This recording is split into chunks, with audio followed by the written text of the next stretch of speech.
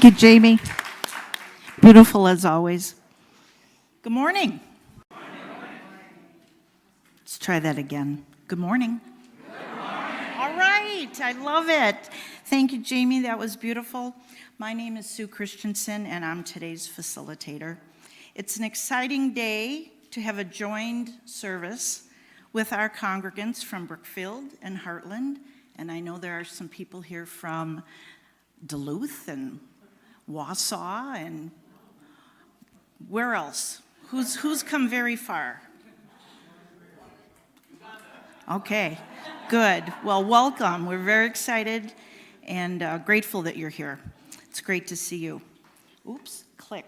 Now I have to click. Click. Oh, quick announcements. We are thrilled and excited to announce that we are restarting our religious education program this fall with guidance from our new minister, Reverend Jim Coakley. We are accepting applications for 2 paid RE instructors. So if you know anybody, send them our way. And Reverend Jim will make his first formal appearance right here on August 17th at 10:30. So please come back and help us welcome him. More announcement information is on the back of your order of service, where you will find details of all of those things. Call to worship. Yes, Ellen. Please.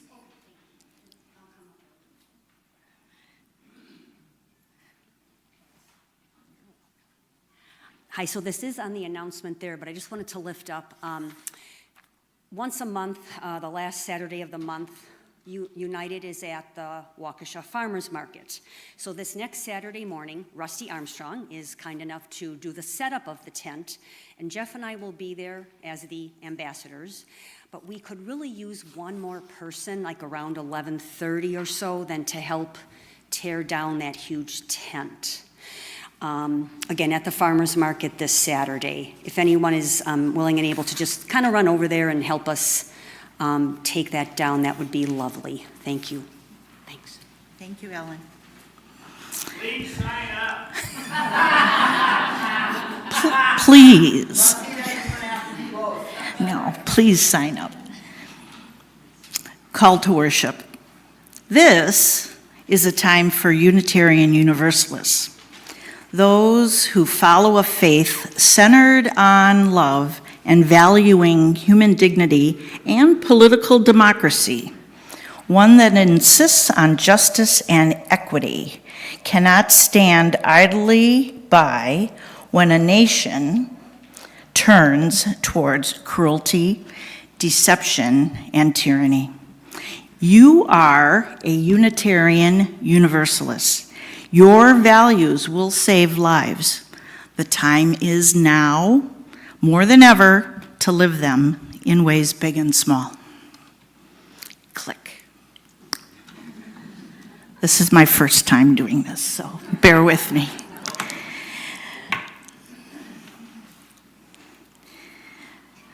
Each Sunday, we light our flaming chalice, a symbol of our Unitarian Universalist faith. Please join me in saying the words here on the wall.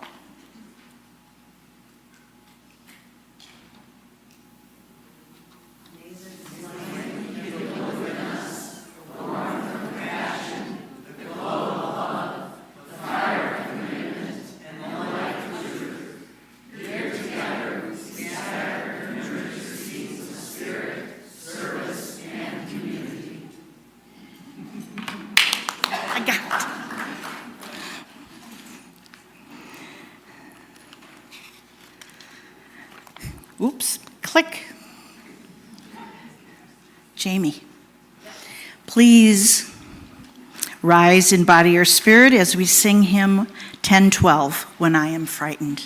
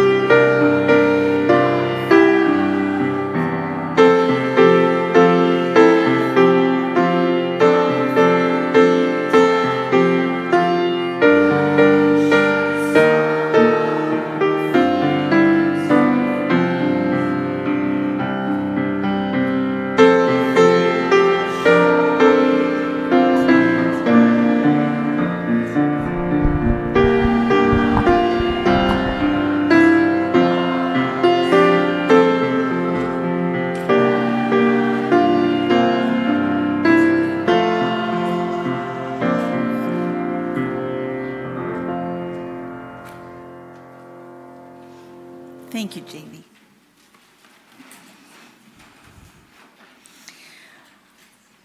We build our sense of community by sharing milestones in our lives, those joys and sorrows that make up who we are. If you have something to share, please come forward to the microphone, tell us your name and what's on your mind. Take a stone from the bowl and take a stone from the bowl as you do so, and when you are finished, place the stone in the bowl with the water to let the ripples carry your joys and sorrows out to the wider community.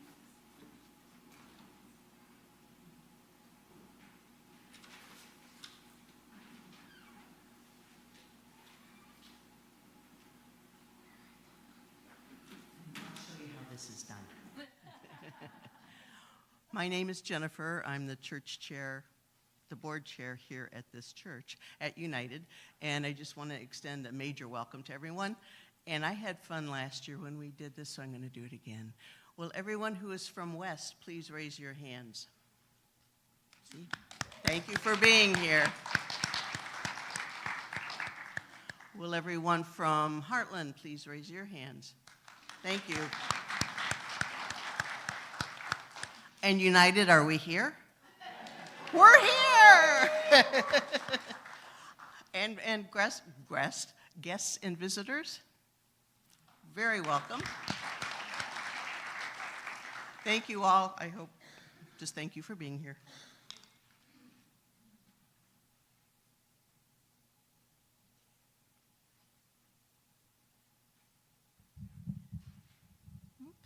Good morning. My name is Sue Swearingen, and I'm a member of UUCW.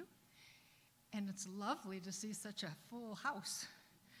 I have a concern, and that is my cousin, Christy Opp Kilpatrick, who lives in Greeley, Colorado, is dealing with esophageal cancer. And it has taken a month to get the exact pathology reports that they need, and she's in Denver with a group of excellent oncologists, and the results have been confirmed by Johns Hopkins. So, but anyway, it's extremely rare, so they have very little information about, what has worked as way of treatment. And for a while, she had a feeding tube, and then she couldn't have a feeding tube, and then she had IV nutrition, and now she's got a tube into her stomach. They put a shunt in her throat so she can at least swallow. She's been hospitalized for a long time with pain issues, and anyway, they have a treatment plan now, and hopefully she'll be able to go home in a couple days and start chemo, and I think it's chemo orally, and then immunotherapy. And they are very, very strong Christians, and they have a lot of people praying for them. And she's just a wonderful person. They have an Airbnb. She's just this most gracious, welcoming, lovely person. And it's been very difficult for them. So the tumor is on the outside of her esophagus, is inside, it's big. Anyway, as many healing and caring thoughts as you can send her way. Thank you. Oops. Send the ripples of healing.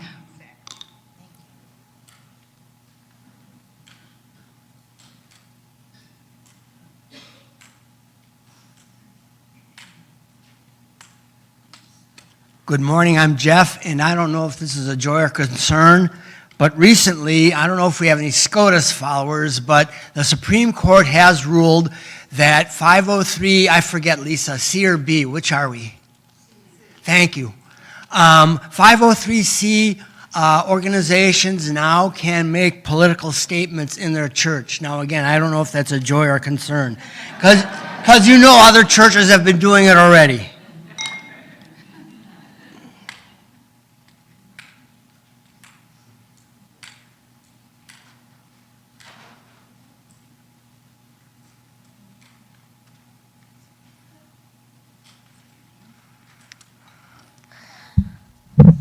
So my name's Samara, and I'm excited because I'm going to sleepaway camp for the first time in this week.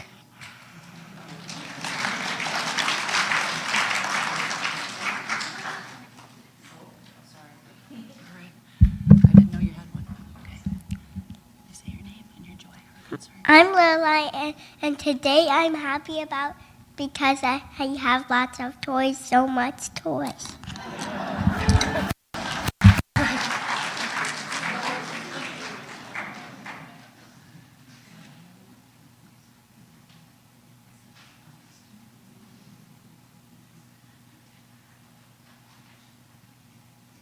Hi, my name's Declan, and I just wanted to say that I recently graduated college with my bachelor's in animal behavior, which is really exciting.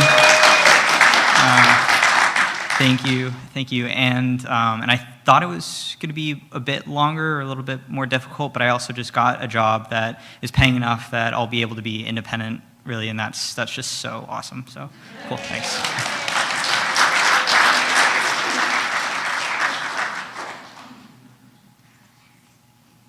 I'm Michelle, and I am a member of the Heartland congregation.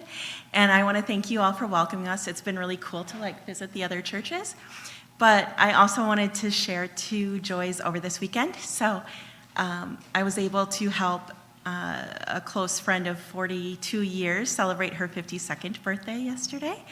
And my very best friend of 30 years came to visit today and visit the church. So just joyful for friendship.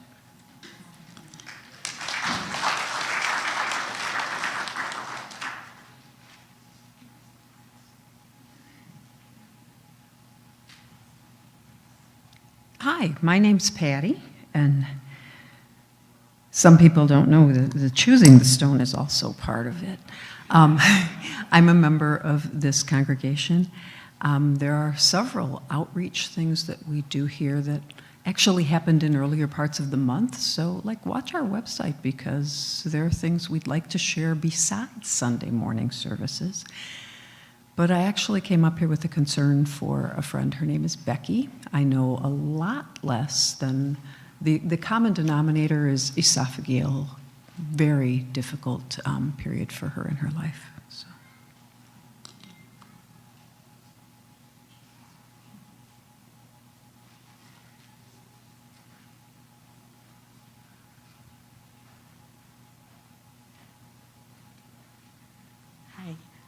Hi, my name is Charlene, and I'm from West, and it's really good to be here because I just live really close. But I have 2 joys. My first is my son Luke, his girlfriend's birthday. We're celebrating it this weekend, and she is just a wonderful person, and I'm so glad they found each other.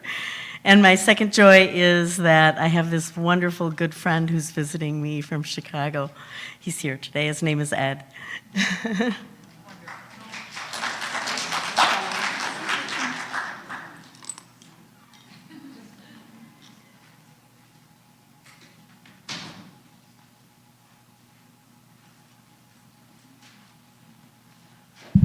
Hi, my name is Troy. I come from the Heartland Church. I just wanted to share 2 things. One, 17 months of sobriety, so another day. That's cool. Thanks. Second thing, my wife and I are currently moving from one apartment to another, and we're excited for that. So that was it. Thanks.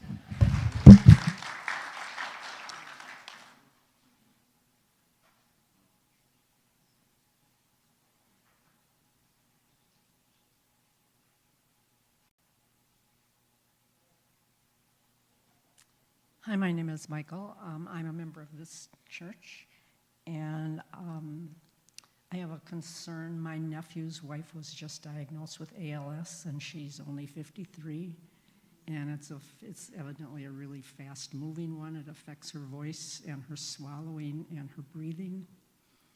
So keep her in your prayers. Her name is Karen.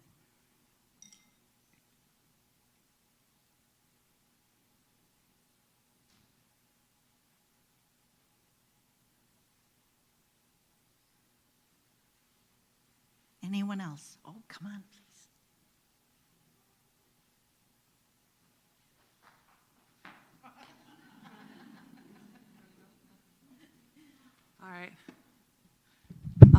my daughter go first. I am happy that we're going to the Cubs game. Oh, yeah. Yeah, so this is Saphira, and I'm Hannah, and we both go here. Yeah, you can put that in there. I have been, whoa, honey, all done. Thank you. Can you hold this one for me? Can you hold this one for me? Just one, just one, just one. Okay, thanks. Hold it, hold it. This month has brought a lot of different anniversaries in my life. So I just want to share, I don't know, I think I've been thinking a lot about life and cycles and anniversaries of joys and sorrows for me and for dear ones. And this past week, the late, and I'm sorry, I don't know if I pronounced their name Andrea or Andrea Gibson, I came across a love letter from the afterlife from their poetry. And I just want to ripple out a gratitude for their life and for the life of our loved ones and just all of the things that happen in our lives. And a monarch butterfly kind of motif in my, just thinking about how my mom liked monarchs, and I got to see a couple of them recently, and I'm just thinking about my mom as well. So, I could be specific about some of those things, but I just want to hold all of that for all of us here today. Okay. Thank you, sweetie. Okay, let's go.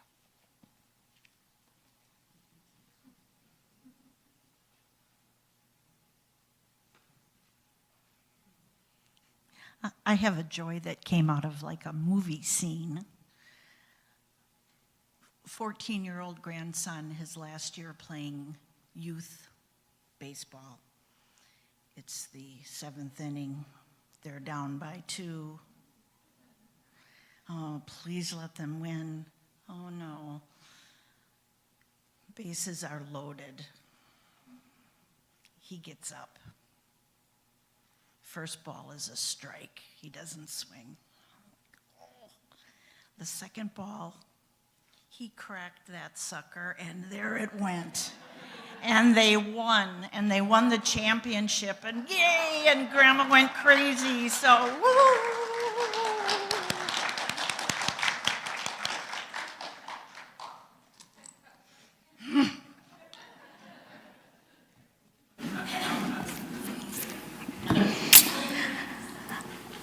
Oh, I did this. I will place one last stone for all the joys and sorrows left unspoken, but on our hearts and minds. Let us carry all of these into the days and weeks ahead. And please join in singing our response, Walking with You.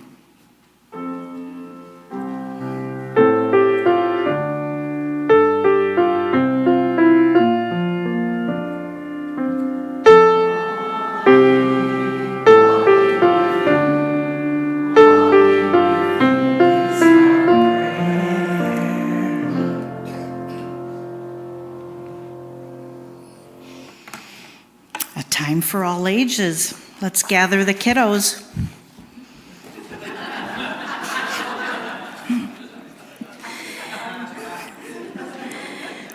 And a time for all ages, so if anybody wants to come up here, please.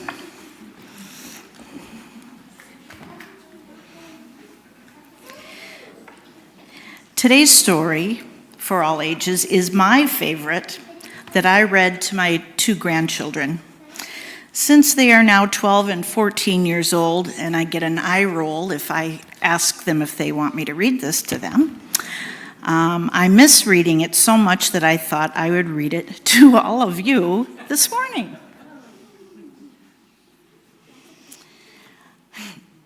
I love you through and through.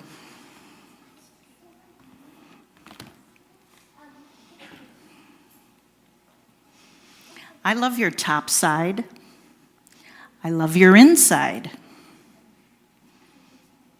I love your bottom side and your outside. I love your happy side and your sad side.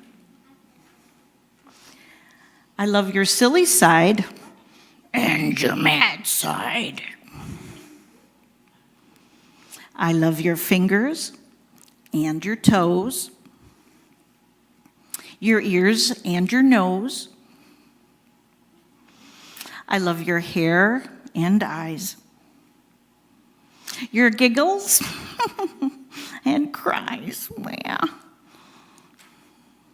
I love you running and walking, silent and talking. I love you through and through, yesterday, today, and tomorrow too.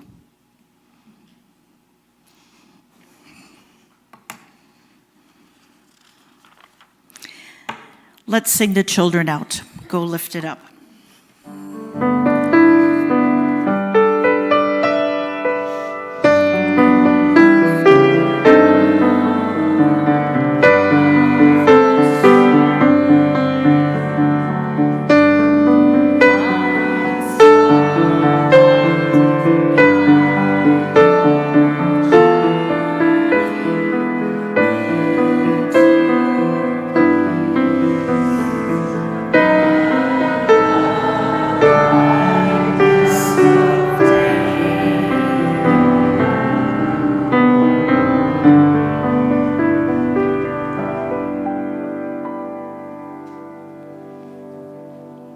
Thank you, Jamie.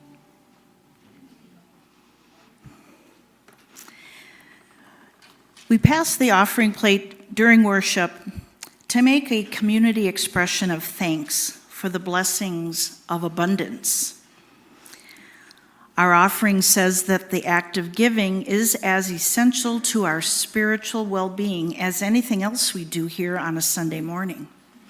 This week, we will share our offering with the Southern Poverty Law Center in Montgomery, Alabama, where they are doing, unfortunately, still doing, very important work, including monitoring over 1,500 active extremist groups, and they continue to fight for racial justice.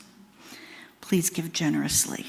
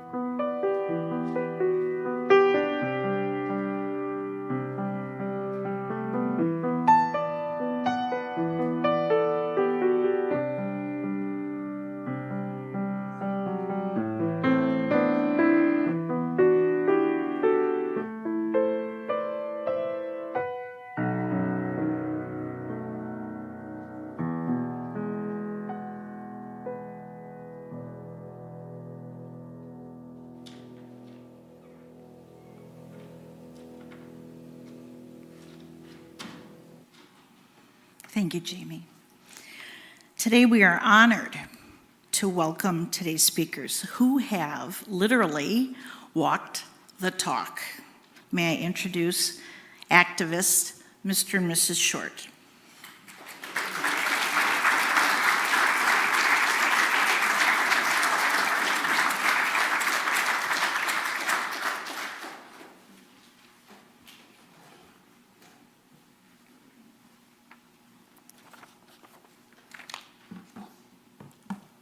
Good morning. And thanks for inviting us. We're glad to be here. I am, as she said, Mr. Short, and this is Mrs. Short. We met in the Civil Rights Movement in Shaw, Mississippi in 1964. So we worked together for a year.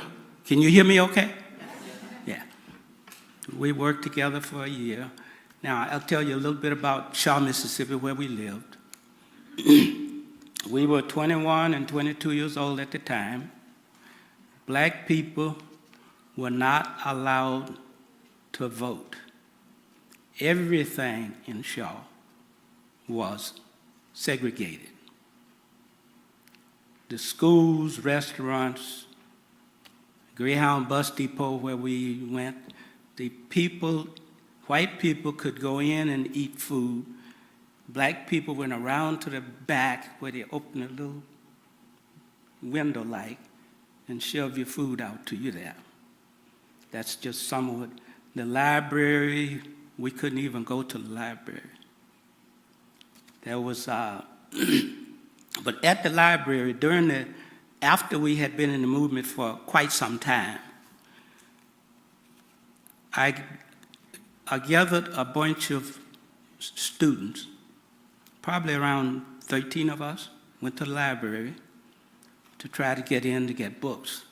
First of all, they didn't want to let us in. So we did get in, and the lady, the librarian, was really nasty to us. But anyway, we went in, they didn't give us any books, but we did go in, and we left there and hoped that it would change. Later in the summer, it did change. We were able to go in and get books as usual, as other people did. In Shaw, Mississippi was extreme poverty for black folks. Basically what we had was chopping and picking cotton.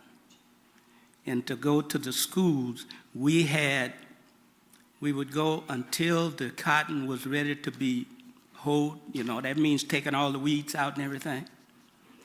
Then we would go back to school for a month or two, and when the cotton was ready to be harvested, we had to leave school and go back and harvest the cotton.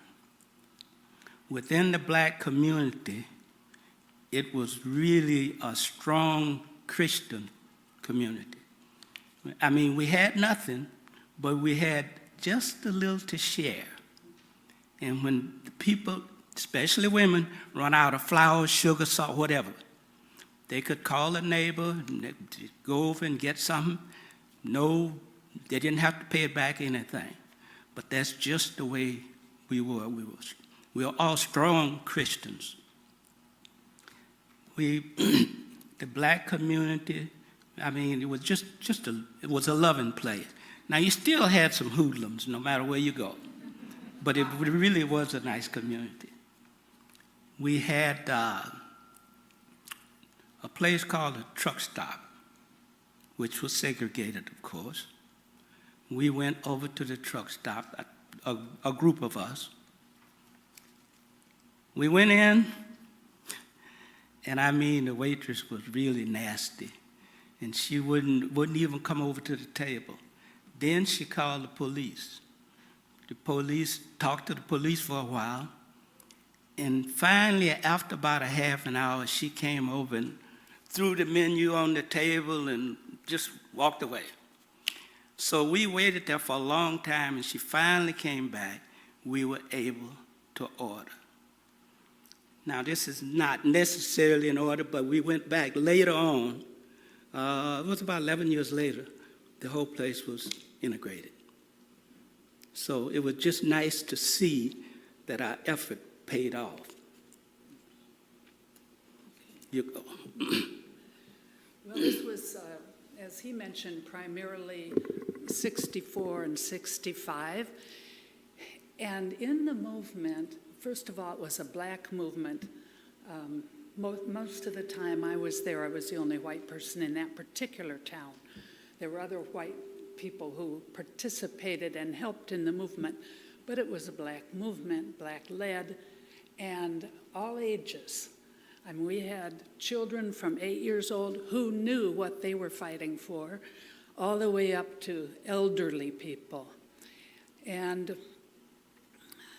we knew we were part of the whole civil rights movement, even though all our decisions were made locally. We had mass meetings every week in a church, I would say, smaller than this, and people would come together and decide what actions they would take and encourage each other. The meeting always started with prayer and songs, and the songs were basically gospel songs with freedom words. So like we would, instead of singing, woke up this morning with my mind stayed on Jesus, we'd sing, wake up this morning with my mind stayed on freedom. And we had all kinds of freedom songs. And those meetings enabled us to keep strong and encourage each other, but also everybody who wanted to could speak. If they were a child or an adult, made no difference, people paid attention. But our goal was not just to change Shaw, Mississippi. Our goal was to change the country. I mentioned something about voter registration. You probably are well aware that was a big part of the movement. It was critical because everything was run by the white people. They had the city council, of course no one black could vote. They ran the schools, there were segregated schools. Everything that was segregated was to the benefit of the white people, and whatever was separately for the black people was always much worse.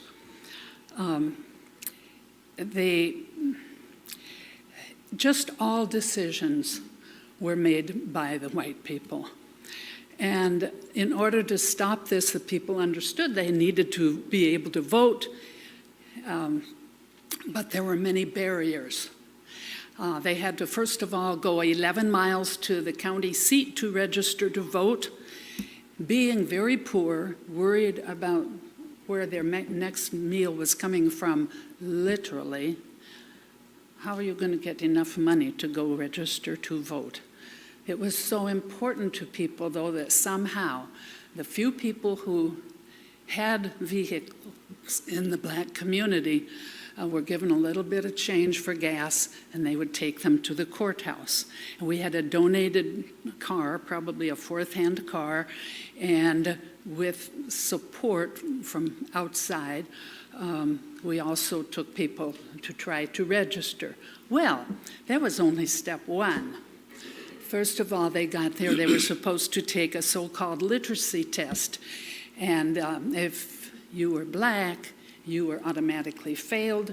You could try, I knew somebody who tried 18 times that I know of, kept trying, and was never allowed to register.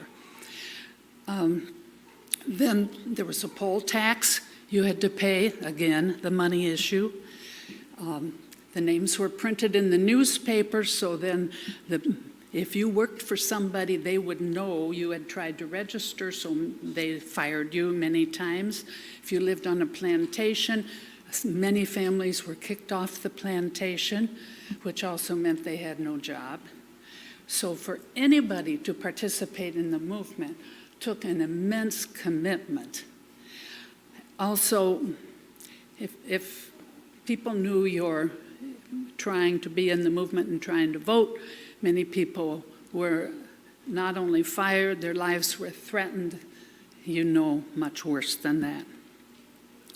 What we did was go door to door, leafleting, encouraging people to vote. We spoke to people. We gave them a little half piece of paper to encourage them to come to the next mass meeting. And we went door to door on foot. And we even went out in the country, which was more dangerous because those were plantations.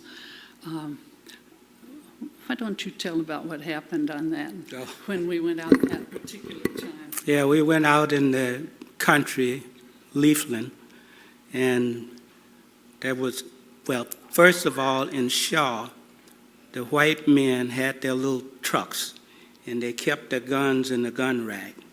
But this particular time, the plantation owner showed up, and he didn't have his gun, and he saw us, and he said, "You be here when I get back." Well, that meant he was going to get his gun and kill us. And we got in the car slipped into the ditch. It had rain. I was 125 pounds. I picked the back end of that vehicle up and put it back on the road. Now, you know that was God. There's no way that I had that strength. Yeah. And he said, "Yeah, you just be here when I get back." We got out of there as fast as we could.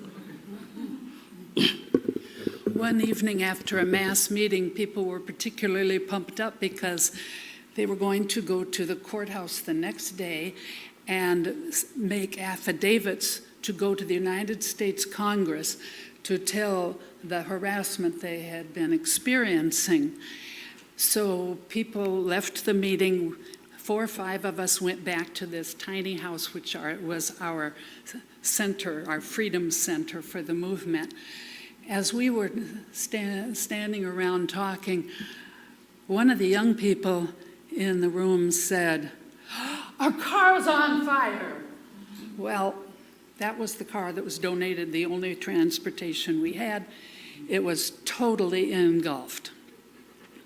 That was going to be the primary way people would get to the court, go to Cleveland for the affidavits. But the next morning, we were gathering around 9 o'clock. More people, black people, came out of the woodwork. People came, they brought their broken down vehicles. People came in order to go and testify, and the movement actually increased where the effort had been to try to scare people off. What about the movie? No, one more comment about the schools. They would have, the white kids would use the books for I don't know how many years, and they were all torn, and they'd write stuff in them and everything. Then they would send them over to the black schools. That's, one of those things they did.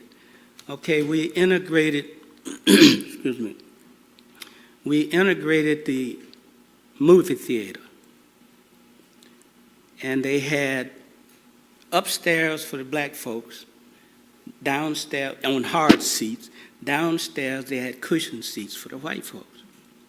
So we took a bunch of people, and I went in to talk to there was a lady on one side that would sell tickets to the black folks, and there was a white man on the other side that sold tickets to the white people. So I went over there and said, "I want to, buy these tickets." Oh, the black folk tickets were 35 cents. White folks were 50 downstairs.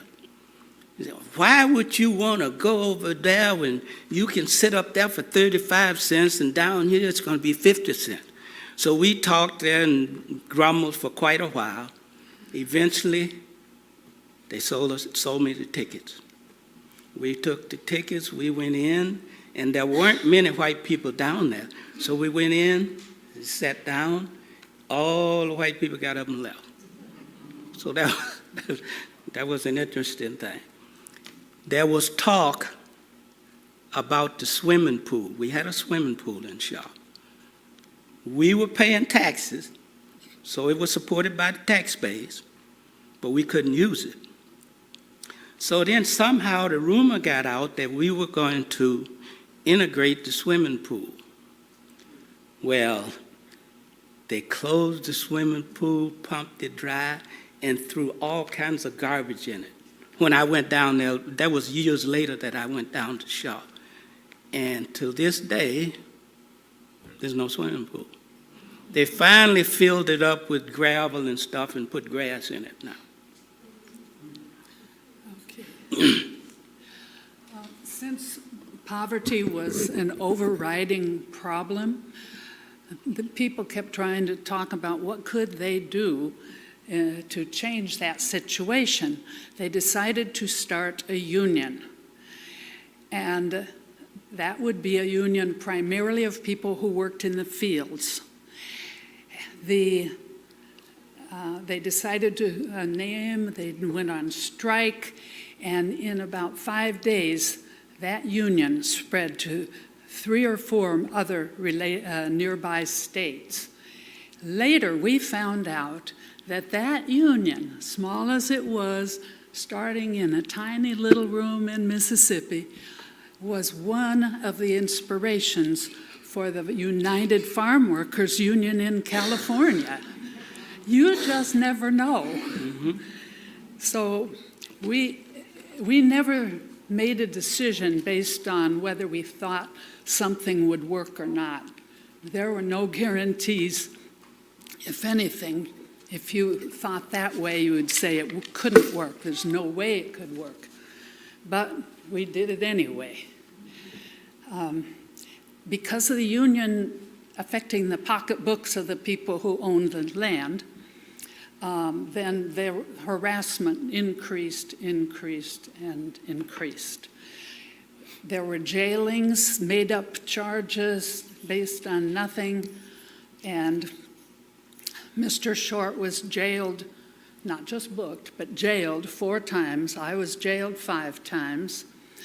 And in Mississippi, a jail is no joke. It's not a picnic. 2 meals a day, hotter than hot, no air conditioning. Nothing to do. I was in a 6-woman cell, and they were segregated, of course. There were 2 books in there, so that was the only entertainment. But later on, there was a chairman, local chairman of the movement, Mr. Hawkins, and he and his family were very active, and one night the Klan decided to burn their house. That's the Ku Klux Klan. Some neighbors saw it, let them know, they got out and they were safe. But on another occasion, that wasn't the result. The only people there at that moment, were their only son, and he was watching 2 grandbabies. They surrounded the house with containers of gasoline. All 3 people were killed. It doesn't make the news, but that's the environment, and people kept going. So, what about our story? Our story is going to give you a little bit about us. We worked in the civil rights movement for about a year, 1964 to 65. And when Mrs. Short thought her job was done, she went back to Portland, Oregon. But I'm going to go back just a little bit. I went to register for the Army because I figured that was the only way I'd get a job. This was before the movement. So a buddy of mine and myself went to the hotel in Jackson, that's the capital, and left the window open and fell asleep. And when I went back to take the physical and all, I didn't pass it because I had tonsillitis. I got rained on. I had tonsillitis. So they gave us medicine, said come back in 2 weeks. Well, as I was leaving there, the Holy Spirit spoke to me and said, your enemy is not in Vietnam. Your enemy is right here. I went right back and joined the movement. That's how I got in the movement. Yeah. And so we worked together for that year, and she went back to Portland, and I went to Chicago because I had a sister in Chicago. I knew I wasn't going to get a job in Shaw because, it was all white folks owned it. So I got lonely one evening. Now, we were just friends. We thought we'd never see each other again, but I just happened to have her phone number. So this was around midnight, if I remember right, and I called her on the phone. I had $1 in my pocket, and it cost me $1 to put in the payphone. A lot of people in here don't know anything about a payphone. But anyway, put in the payphone, and as I was talking to her, she answered, and I was talking. And the operator kept saying, you know, put more money in, blah, blah, blah. So anyway, to make a long story short, I asked her if she would join me in Chicago. And she said yes. So I went back and I told my sister, I said, now, she says she's coming, but I don't know. You know how you women are. You tell us anything to get us off the phone. So then within 2 days, I got a call from the Greyhound bus depot. She said, I'm here. I had a job in Chicago, part-time job, making 75 cents an hour. And I said, oh, Lord, how am I going to take care of this woman? Because back then you took care of your mates and stuff. And it just came to me, the Lord will make a way somehow. And that's what I started singing. The Lord will make a way somehow. When beneath the cross I bow, He will take away each sorrow. Let Him have your burdens now. Okay, that's enough of that. But anyway, and it all worked out, and here we are. A Valentine's Day, if we make it, we will have been happily married 60 years. Yeah.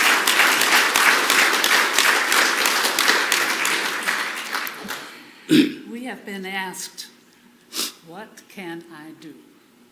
And we'd like to just share some ideas. I know that many of you are active, and that is fantastic. It does our heart good.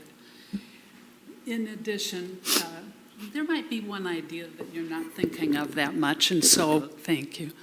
So here we are with just a few. First of all, pray, ask God to help you.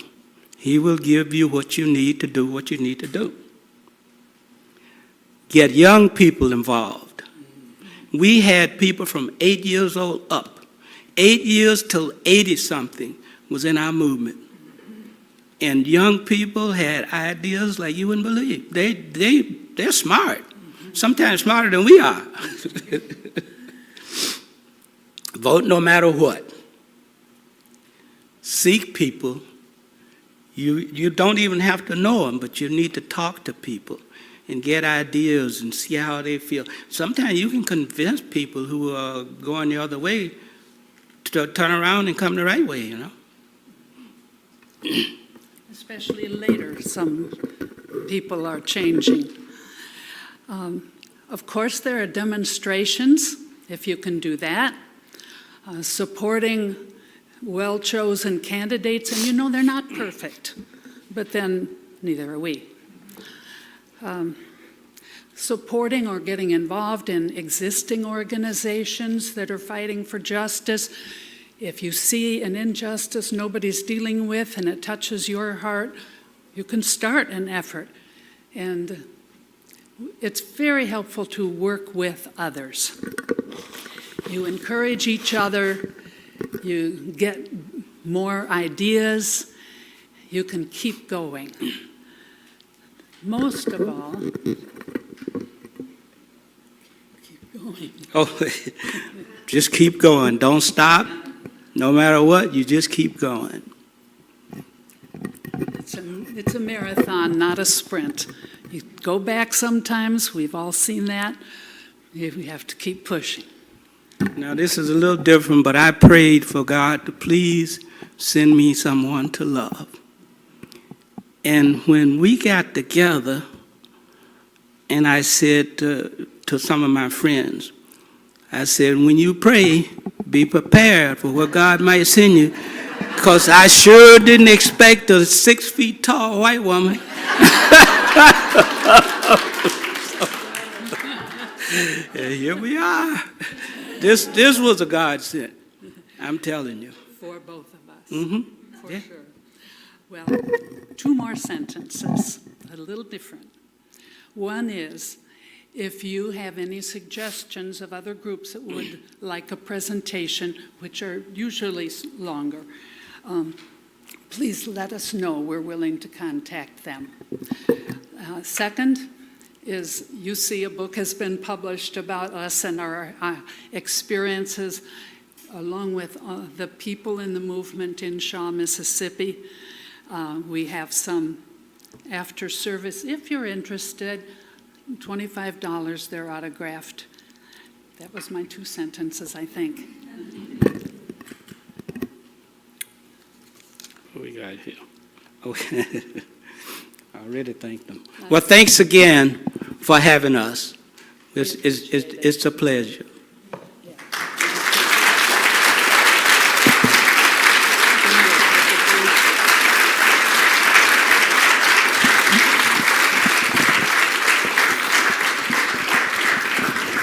And may God bless you and keep you. Amen.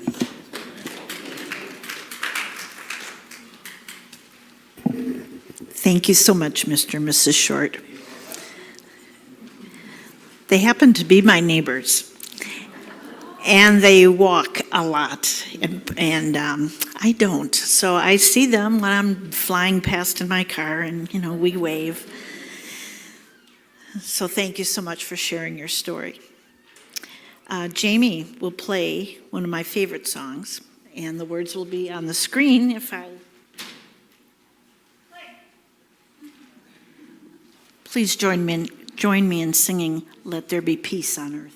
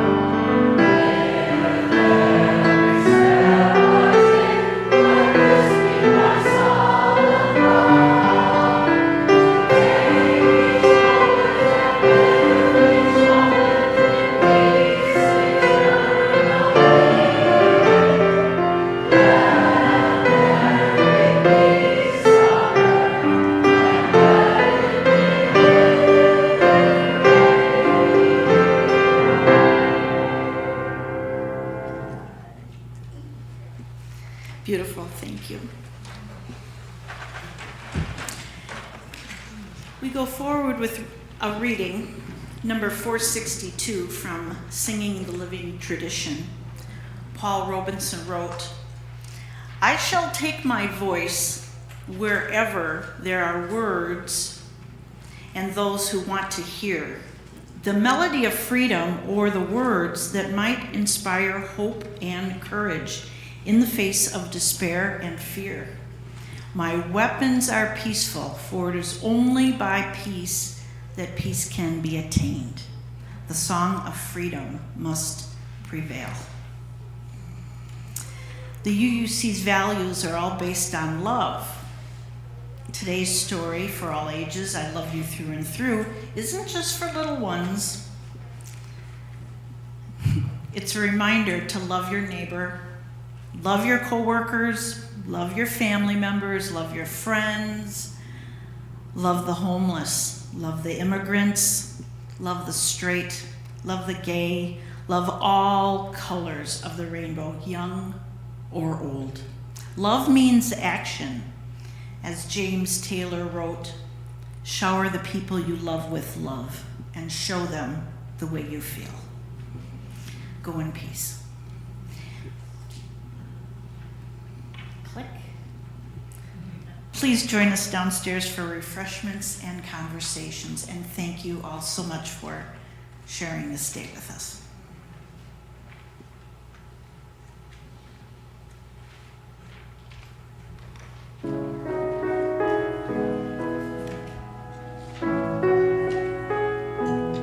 Go out and tell our story. Let it echo far and wide. Make them hear you. Make them hear you. How justice was our battle land. How justice was denied. Make them hear you. Make them hear you. Say to those who blame us for the way we chose to fight, that sometimes there are battles which are more than black or white. And I could not put down my sword when justice was my right.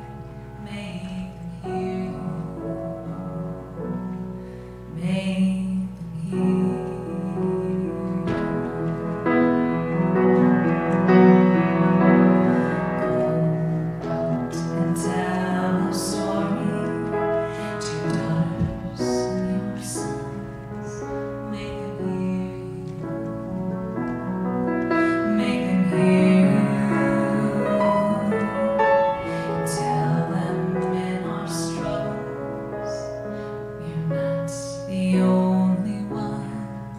Make them hear you. Make them hear you. Your sword can be a sermon or the power of the pen. Teach every child to raise their voice, and then my brothers lend. Will justice be demanded by 10 million righteous men? Make them hear you. When they hear you, I'll be near you.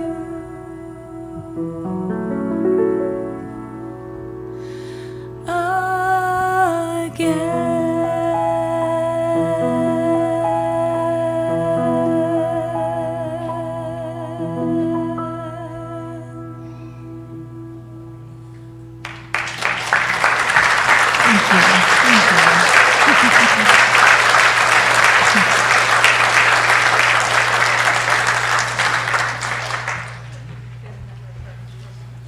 Thank you, Jamie.